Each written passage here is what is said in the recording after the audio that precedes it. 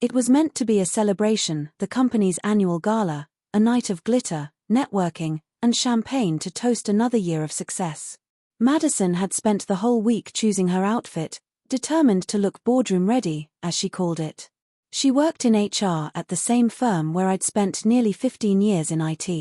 I wasn't flashy, just the guy who kept systems running, projects on track, and the company's tech from collapsing. But that evening, amidst laughter, music, and designer suits, I became the centerpiece of her joke. We were near the bar when Madison, glass in hand, decided to entertain her co-workers. "Oh, this is my husband, Daniel," she said with a playful smirk. "Our in-house IT genius, the guy who yells when you forget your passwords." Everyone laughed. "He's passionate about his work," she added, voice thick with irony. "Not everyone can dedicate their life to fixing Wi-Fi problems." The laughter swelled.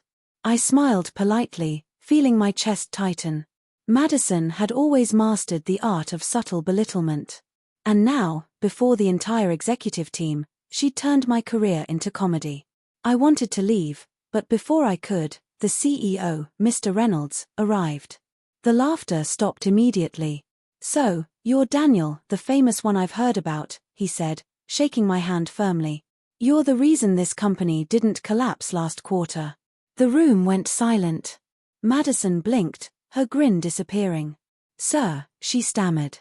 Mr. Reynolds faced her. "Your husband's team discovered and fixed the server breach before it cost us millions," he said. "Without him, we would have lost our largest client." All eyes were on me. I tried to process it. I hadn't realized upper management even knew my name. Most of my work happened behind the scenes, unnoticed. The CEO patted my shoulder. "We're fortunate to have people like you, Daniel.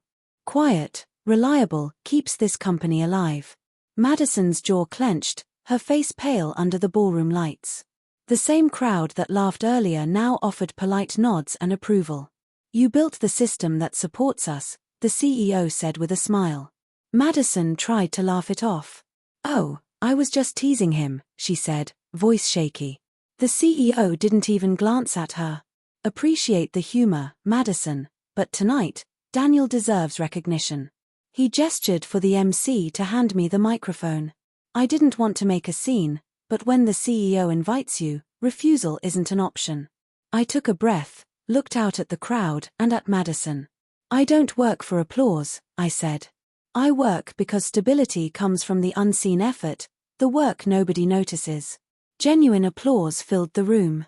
I returned the mic, feeling lighter than I had in years. Madison tried to grab my arm. "You know I was joking, right?" she whispered. I smiled faintly. "Yeah," I said quietly.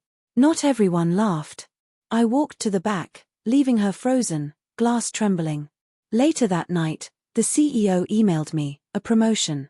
Director of IT Infrastructure, corner office, salary tripled. Madison saw it at breakfast. "You didn't tell me." I looked up from coffee. "You didn't ask." For weeks, everything changed. Madison went quiet when my name was mentioned. The same colleagues she once mocked now treated me with respect. Her apology came, but my feelings had shifted. It wasn't anger, just clarity. I realized how little she valued me until others did. Months later, at another company gathering, the CEO toasted Daniel Miller, the man who built the company's backbone. Cheers filled the room. I glanced at Madison, barely able to meet my eyes. The irony wasn't lost. She had mocked me as invisible, now, she faded into the background. That night, as we drove home in silence, she reached for my hand. "I'm proud of you," she whispered. I didn't respond. Respect, once lost, doesn't return easily. She tried to make me a joke, but life had delivered the punchline. When the CEO said, "Thank you for building the company," I realized, I wasn't just building systems. I was building legacy.